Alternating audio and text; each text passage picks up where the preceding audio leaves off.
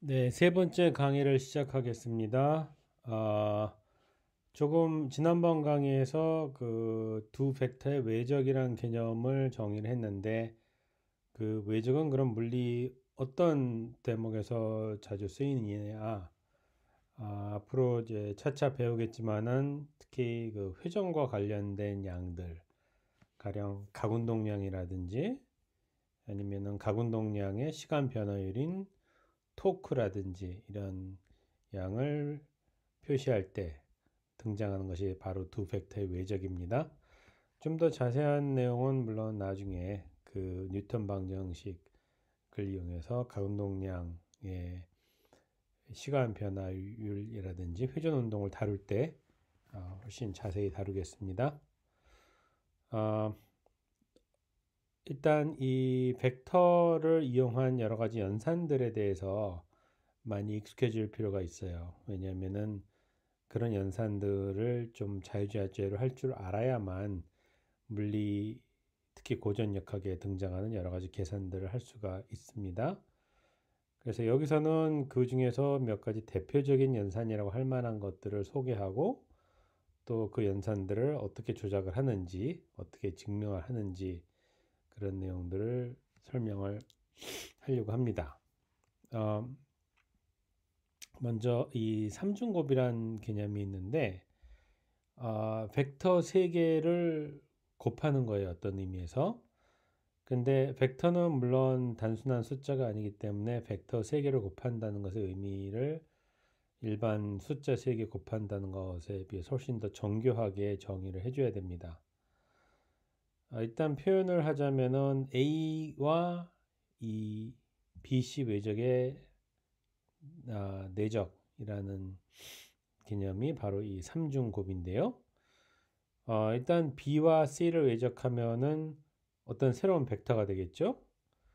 그렇게 새롭게 얻어진 벡터를 A라는 벡터와 내적을 취한다는 뜻입니다.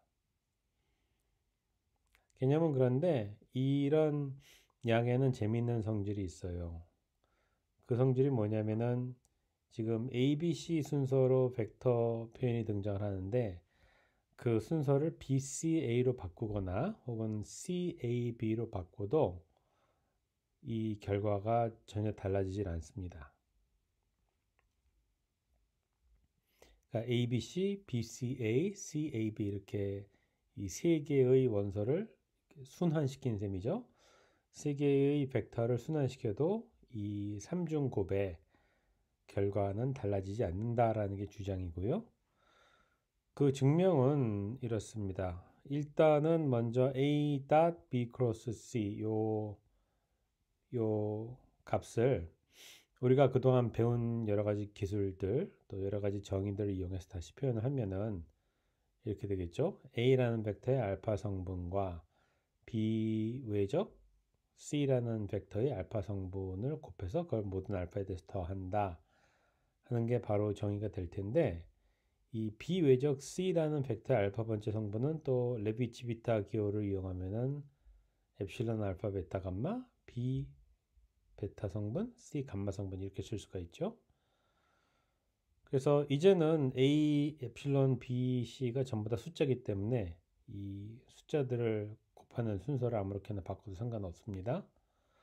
그래서 엡실론을 앞으로 빼내서 이렇게 먼저 써주고 그 다음에 A, B, C 순서로 써주면은 뭔가 좀 예뻐 보이겠죠. 그리고 아인슈타인 규약에 따라서 여기 등장하는 알파, 베타, 감마에 대해서는 모두 X, Y, Z 성분에 대한 합을 다 해줘야 됩니다.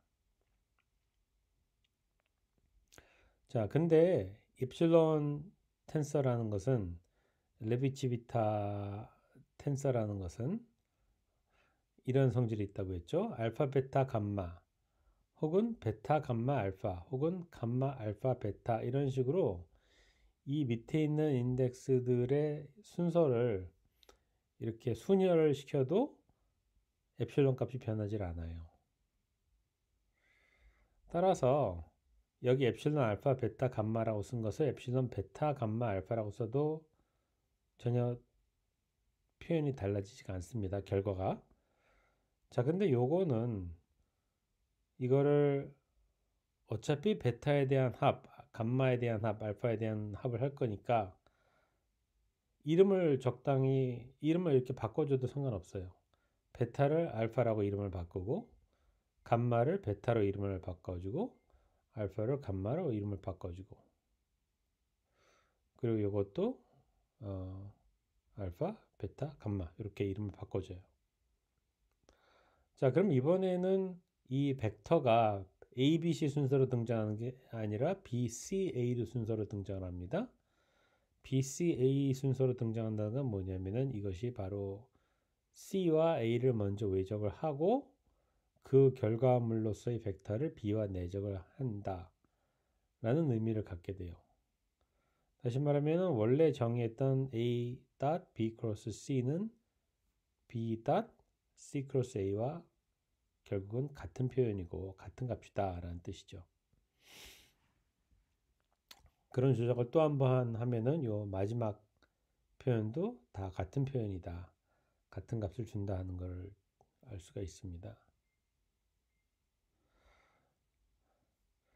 자, 그 다음에 물리에서 또 아주 자주 등장하는 벡터곱 표현이 뭐냐면은 B와 C 벡터를 먼저 외적을 하고 그 결과물을 A와 외적하는 이런 꼴이에요. 그러면은 최종 결과물은 물론 벡터죠. 자, 근데 요 벡터는 이런 식으로 표현이 됩니다. B 벡터와 C 벡터의 어떤 선형 결합으로 표현이 되고 선형 결합이라는 거는 B 벡터 약간, C 벡터 약간을 섞은 어떤 벡터라는 뜻이에요. 그런데 B 벡터 성분은 이렇게 A와 C를 내적한 값으로 주어지고 C 벡터 방향의 성분은 A와 B 벡터를 내적한 값으로 주어진다 하는 게 지금 이 식이 주장하는 바입니다. 자, 그럼 이런 관계는 어떻게 증명을 하느냐?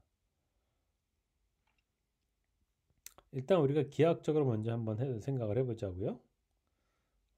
사실 요 얘기는 요 앞에서 등장한 증명하고도 좀 관계가 되는데, 자, 일단 어떤 두 벡터를 외적을 했다고 쳐보세요. A와 B라는 두 벡터를 외적을 했다. 자, 그렇게 해서 얻어진 벡터는 절대로 A 방향 혹은 B 방향의 성분을 가질 수가 없습니다. 무슨 얘기냐면은 A와 B를 외적한 벡터는 A하고의 내적도 0이고 B하고의 내적도 0이다 라는 뜻이에요.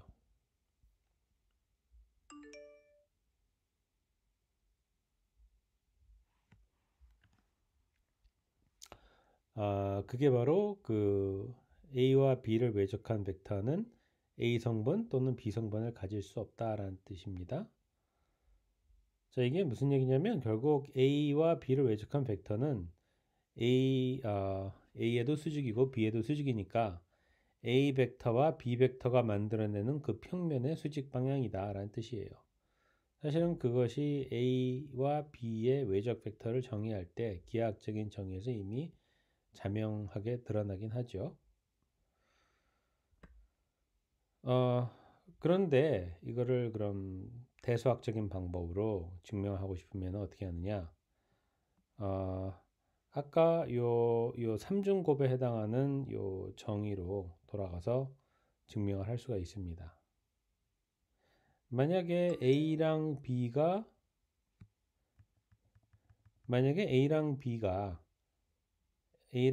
서로 같은 벡터다. 그러면은 이것이 B 자리 A를 바꿔 쓰면 되죠. 그러면은 성분별로 쫙 전개해서 쓰면은 이렇게 A가 두 번 등장하는 꼴이 돼요. 자, 근데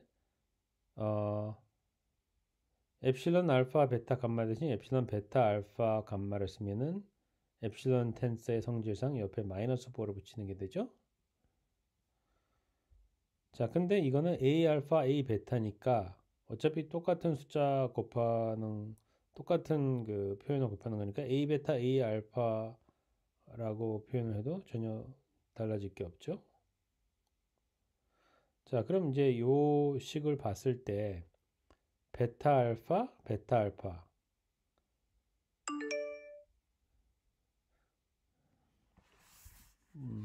신이야기였습니다.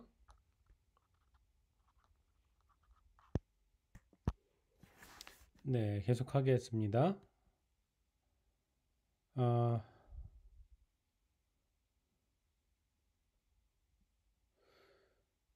자, 그러면은 여기서 어차피 베타 알파 순서대로 나오는데 베타도 어차피 합을 할 거고 알파도 어차피 합을 할 거니까 그냥 이름을 또 한번 바꿔주면 돼요. 베타를 알파로 이름을 바꾸고 알파를 베타로 이름을 바꿔도 전혀 상관이 없어요.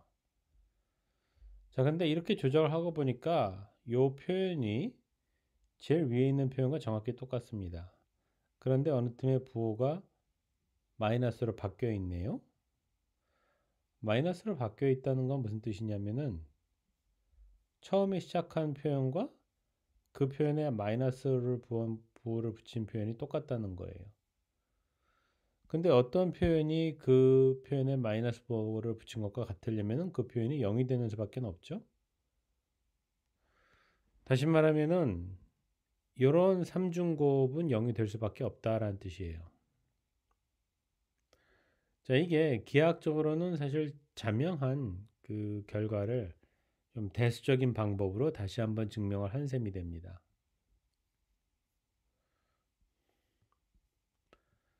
자, 그럼 원래 우리가 증명하려고 했던 내용으로 돌아와서요.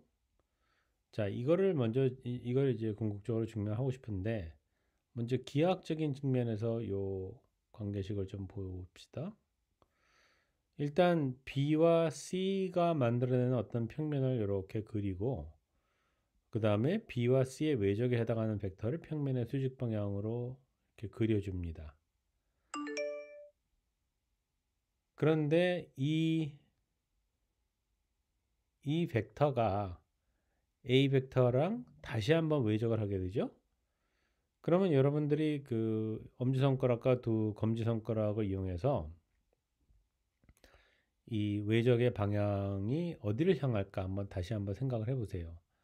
그러면은 이 최종적인 요 A 외적, B 외적, C 외적에 해당하는 벡터의 방향은 결국 BC 평면 안에서 어디론가를 가리킬 수밖에 없다라는 것을 깨달을 거예요.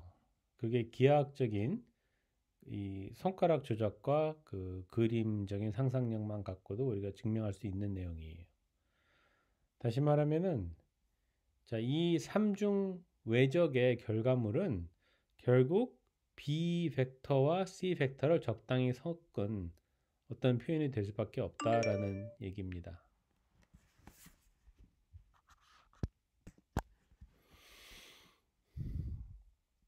자, 그럼 이제 남은 문제는 요 알파라는 개수가 얼마고 베타라는 개수가 얼마인가 하는 걸 구하는 일인데 요 개수를 순수한 기하학적인 생각만 갖고 구하는 것은 대단히 어렵습니다.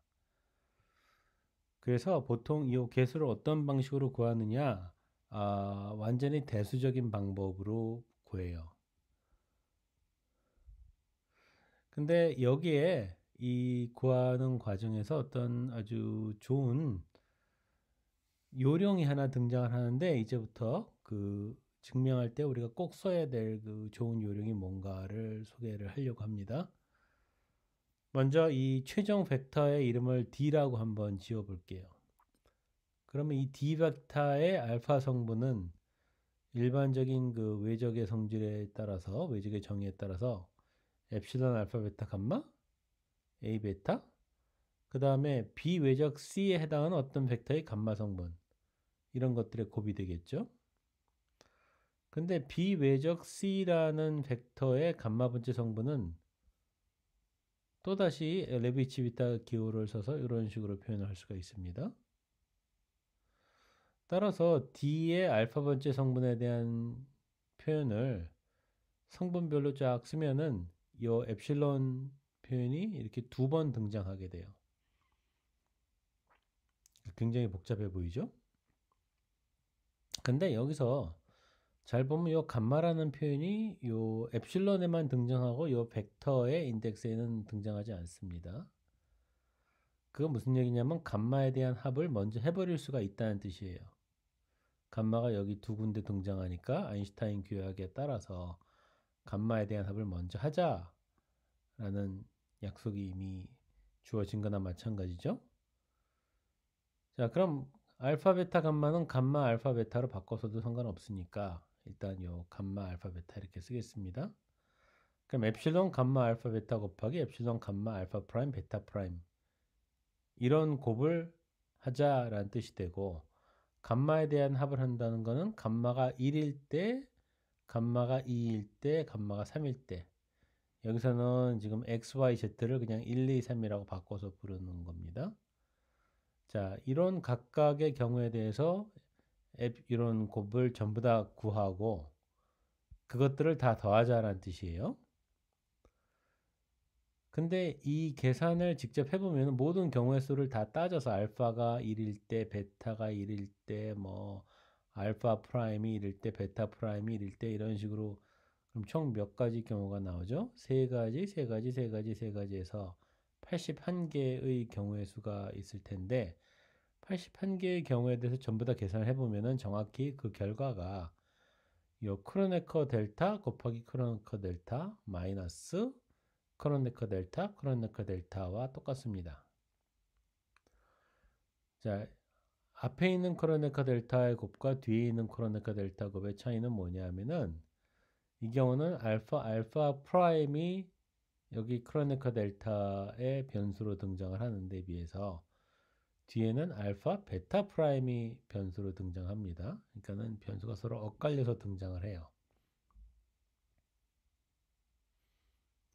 자, 그래서 결과적으로 이 레비치비타 두 개의 곱이 크로네커 델타 함수 두 개의 곱으로 바뀌어 버렸어요.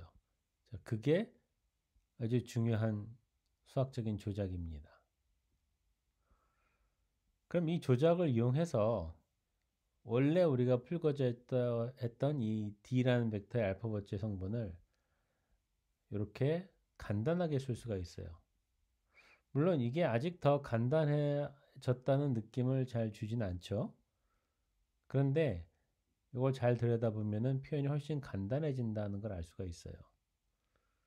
왜냐면은 가령 요 첫 번째 델타 델타 곱하기 ABC를 잘 들여다보자고요. 그럼 거기 어떤 표현이 등장하느냐? 가령 이런 표현이 등장합니다. 델타 알파 알파 프라임 B 알파 프라임. 알파 프라임에 대해서 물론 합을 해줘야죠. 근데 크로네커 델타라는 거는 알파랑 알파 프라임이 같을 때만 1이고 나머지 경우는 다 0이기 때문에 알파 프라임에 대해서 합을 할 때 결국 알파 프라임이 알파랑 같을 때만 이 합이 0이 아닌 어떤 숫자를 줍니다. 그래서 결과물은 결국 B알파가 될 수밖에 없어요. 그리고 마찬가지로 델타, 베타, 베타 프라임, C 베타 프라임도 베타 프라임에 대해서 다 합을 하고 나면은 결국 C 베타 이렇게만 남게 돼요. 자, 이런 조작을 이용해서 이 표현을 다시 한번 단순화시킬 수가 있는데 그 단순화된 결과물은 이렇습니다. A 베타, B 알파, C 베타 빼기 A 베타, B 베타, C 알파. A 베타, B 베타라는 건 결국 A와 B의 내적을 취한다는 뜻이고 A 베타, C 베타라는 건 A와 C의 내적을 취한다는 뜻이죠. 그리고 B 알파는 여기 살아남고 C 알파는 여기 살아남고. 자, 근데 이게 D 알파라는 성분에 해당이 된다는 건데 D가 뭐였냐면 A 외적, B 외적, C 외적이었어요. 그러니까 결국 이 두 번 외적한 벡터의 알파 번째 성분이 이렇게 주어진다는 거니까 결국은 요 A 외적, B 외적, C 외적이 오른쪽에 있는 요 표현과 같다라는 뜻이 돼요. 그러니까 증명이 완료된 셈이죠. 자, 이런 식으로 우리가 하고자 했던 증명을 마무리 지었습니다. 자, 여기서 중요한 수학적인 조작은 뭐였냐면은 바로 요거였어요. 엡실론 두 개의 곱을 크로네커 델타 두 개의 곱으로 바꾸는 그 조작이었는데 처음 할 때는 그 조작이 쉽게 느껴지지 않습니다. 그래서 어떻게 해야 되느냐? 연습을 많이 하셔야 돼요. 자, 연습을 많이 하시기 바랍니다.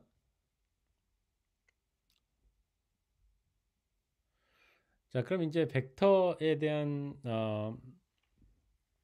수학적인 설명은 일단 여기서 마무리하고 그 다음 중요한 주제로 넘어가겠습니다. 이번에는 그 좌표계의 변환에 대한 얘기를 하겠어요. 좌표계라는 것은 우리가 어떤 벡터의 그 성분을 구하기 위해서 인공적으로 도입한 수학적인 도구예요. 말하자면은. 근데 이 세 개의 그 서로 수직하는 어떤 벡터를 도입을 해서 이 좌표계를 설정을 하게 되는데 왼편에 있는 것처럼 EX, EY, EZ라는 그 세 개의 벡터를 도입해서 좌표계를 설정할 수 있죠, 물론. 그런데 요 벡터 대신 약간 돌아가 있는 EX 프라임, EY 프라임, EZ 프라임에 해당하는 세 개의 단위 벡터를 도입해서 좌표계를 설정할 수도 있어요. 그거는 사실 설정하는 사람 마음입니다. 자, 근데 그러면은 어떤 벡터의 성분을 정의할 때에 좀 문제가 생겨요. 왜 문제가 생기냐면은 처음에 우리가 EX, EY, EZ라는 좌표계를 도입했을 때는 각각의 벡터 방향으로의 성분이 AX, AY, AZ 이렇게 주어졌다면은 새로운 좌표계에서는 EX 프라임, EY 프라임, EZ 프라임에서는 물론 성분도 바뀌겠죠. 그래서 그 바뀐 성분을 AX 프라임, AY 프라임, AZ 프라임이라고 쓸 수 있어요. 써야만 돼요. 사실은 왜냐면은 AX 프라임은 일반적으로 AX랑 같아야 될 이유가 없고 AY 프라임이란 값은 AY라는 값하고 같아야 될 이유가 없고 그렇기 때문에 서로 다른 숫자라는 의미에서 이렇게 프라임을 붙여서 구분을 해주는 게 마땅하죠. 하지만은 결국 요 표현이나 이 뒤에 나오는 표현이나 똑같은 A라는 벡터를 묘사하기 위해서 도입된 어떤 표현 방법에 불과하기 때문에 결론적으로는 결국은 같아야 돼요.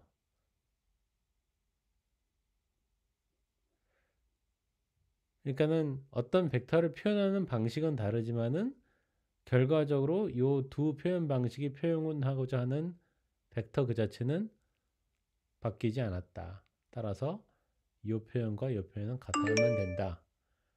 라는 뜻입니다.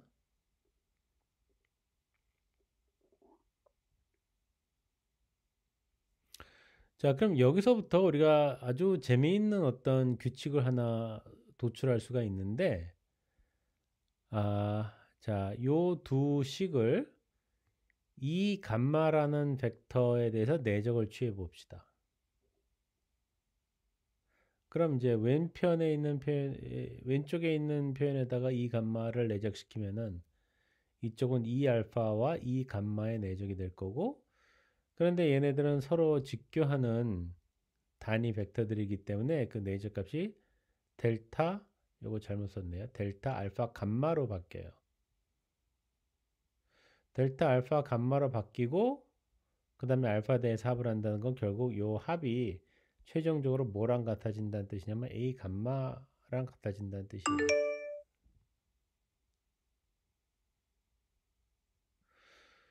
자, 그런데 한편으로는 요 오른쪽에 있는 표현을 이 감마랑 내적을 시키면은 이런 표현이 나오죠. 그리고 요거를 베타가 x, y, z인 경우에 대해서 다 합을 하라는 뜻이에요.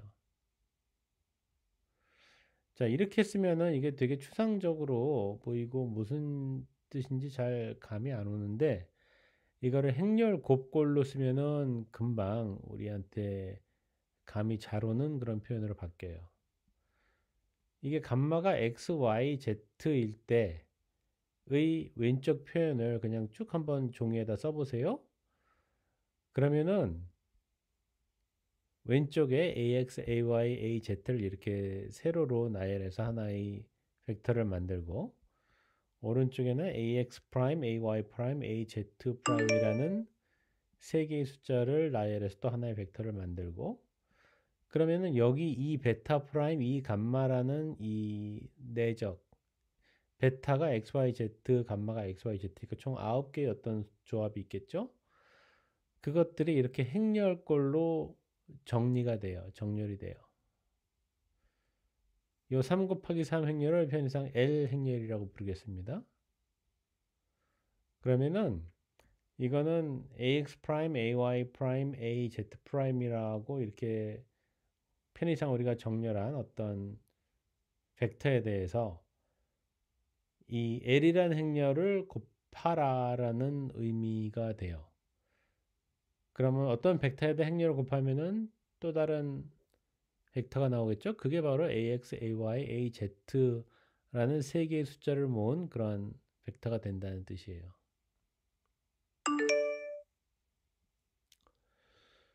자, 이번에는 양변에다가 이 감마라는 벡터를 내적시키지 말고 이 감마 프라임이라는 벡터를 내적을 시킵시다. 그럼 이런 관계가 성립을 하고, 자, 이번에는 이 베타 프라임과 이 감마 프라임의 내적이 또 크로네커 델타를 만족을 하기 때문에 결과물은 A 감마 프라임이 됩니다. 그래서 이것도 어떤 행렬식으로 이 결과물을 정리할 수가 있는데, 이번에는 왼쪽에 AX 프라임, AY 프라임, AZ 프라임이라는 세 개의 성분을 갖는 벡터가 등장하고, 오른쪽에는 AX, AY, AZ라는 세 개의 성분을 갖는 벡터가 등장을 해요. 아까하고는 A 프라임 벡터하고 A 벡터의 위치가 지금 서로 바뀌어 있다는 걸 알 수가 있죠. 그리고 여기 등장하는 요 벡터를 자세히 비교를 하면은 지금 여기하고 어떻습니까? 뭔가 뒤집어져 있다는 느낌이 들죠?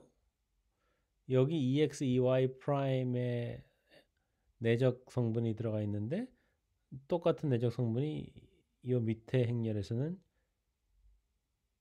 이 자리에 들어와 있어요. 다시 말하면은 이 위에서 적은 행렬하고 밑에서 적은 행렬은 서로 전치, 영어로는 transpose라고 하죠. 전치 관계에 있는 행렬입니다.